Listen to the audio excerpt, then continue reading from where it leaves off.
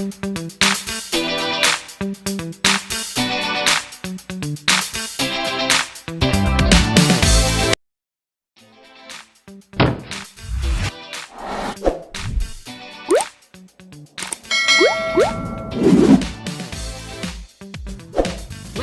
to my channel.